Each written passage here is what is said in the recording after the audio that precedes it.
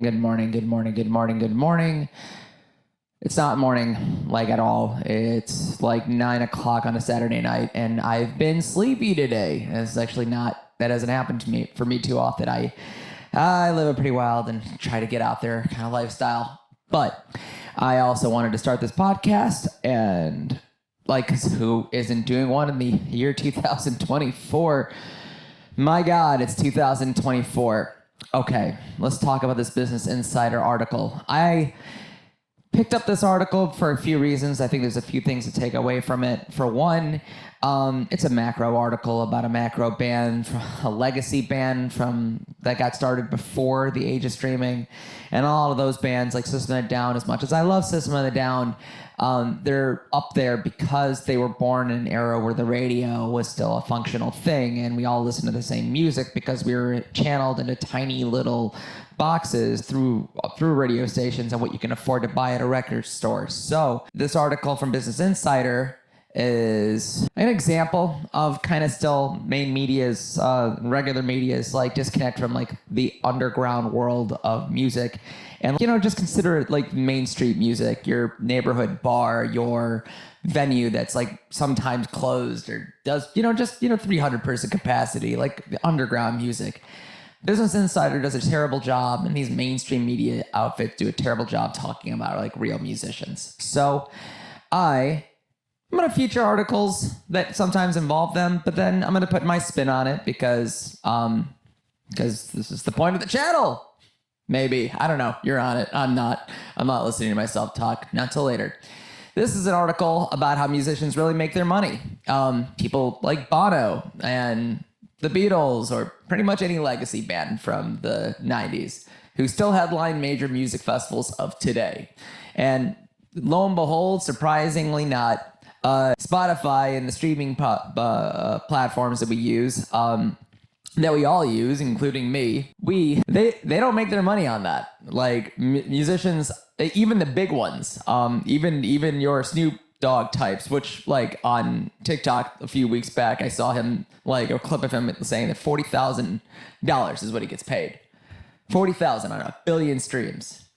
That's outrageous. But this article goes into the fact that like even bands like Bono make most of their money from touring and selling merchandise and licensing on TV shows and movies and video games and other partnerships and other side businesses and side hustles related to music, but not directly music itself. It's the eggs at the back of the grocery store. You have to go through the entire grocery store, and you end up picking up other shit. But the eggs themselves, the reason why you came to the store, like they don't make much money on the streams. They get half a piece of a penny.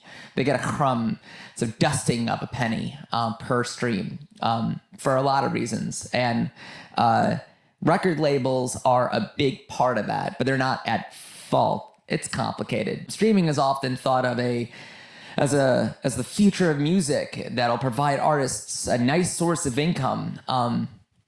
But like I was just saying, like there's like that streaming is part of the factor. It's part of their clout. And later in the article, it goes into that. The number of listens comes in handy. They ask Zach Bellis, a professional musician, founder of SMB Records. I don't know who they are. Told Business Insider, if an artist's song can get some attention in the beginning and the algorithms will suggest it to others. And as the view and play counts rise, it'll gain more authority and more social proof in people's minds. It's about validating yourself. That's what it is. It's about like proving that you're not some tiny, like no listen artist, that you're part of the ecosystem of artists. But yeah, if you can get your play counts to rise, you'll get more authority, more social proof that in people's minds, creating a cycle that pushes the song further into the top searches, and then that connects with other playlists and that connects with other brands, and like it just goes up and up from there. He goes on to say that most artists make the bulk of their money from live performances and touring. And that's not a secret. Like, they need you to buy a t-shirt. They need you to buy something at the show. And the fact that you paid for the tickets for the show go to paying the bands too. But it goes on to say that YouTube makes most of their money from, record contracts with movies and TV shows and from touring. Same thing with Metallica. Between that and the Citigroup report about the music industry, which again, Citibank is not a good organization, but like they do put out reports to the public that are oddly useful for the public too. But they describe that they highlight the music industry at large made 43 billion. And that sounds large, but like relative to what the numbers were back in 1999 before, people like, well, I guess 16-year-old me were downloading stuff illegally on Napster. Apparently that did do a huge sizable chunk to that industry.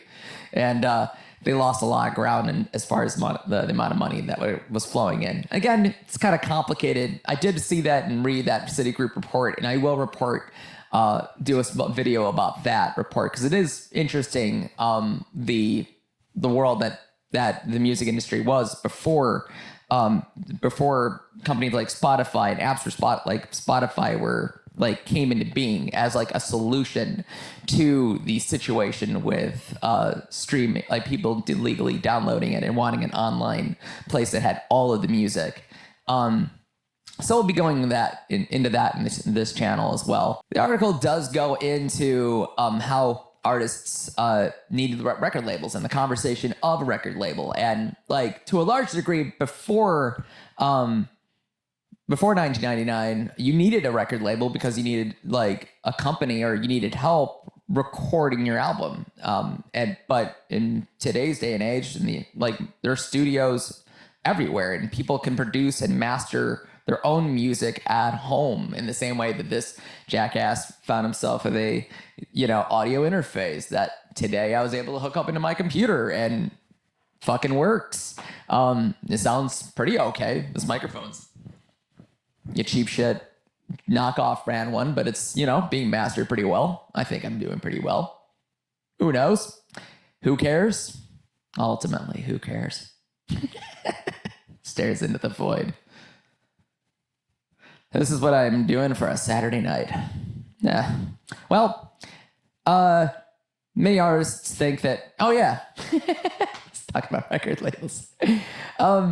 This article goes on to say many artists think that there's more money to be made in the label. And that's not true. You sign up with a label, you get, a check, and then they own everything forever and ever and ever and ever.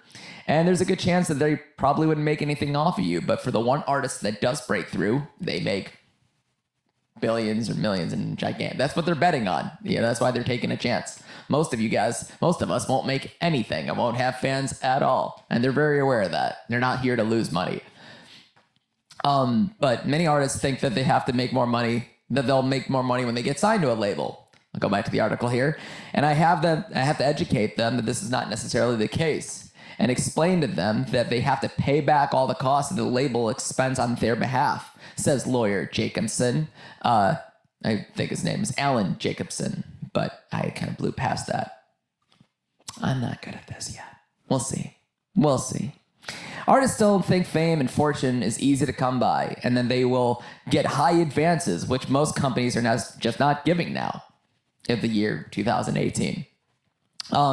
But the article ends with a highlighted note of saying, yet a recent surge of music revenue paints an optimistic future for where the industry is headed. In the year 2018, they thought maybe things were just going to get a little better for artists as we came along. That did not turn out to be the case at all, which I will forward those articles either. But I still think that this article is pretty interesting insofar as how bands really do need to think of their music and as the eggs at the back of the supermarket. You need to figure out how to become another product somehow. If you're trying to make money on your original music, either the money you make on tour or the money you make on t-shirts while you're on tour, online t-shirts, just a subscription of some kind. You just have to have other people pull the trigger on buying things.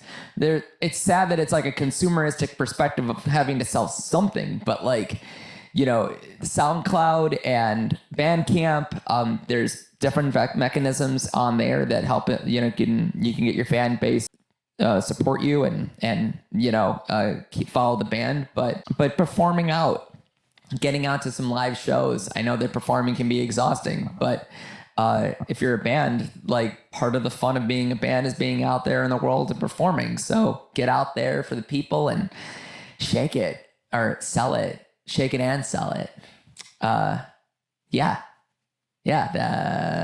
This is my first one. This is my first review of an article and thoughts about the article at large. Let's see if this is something I keep up with.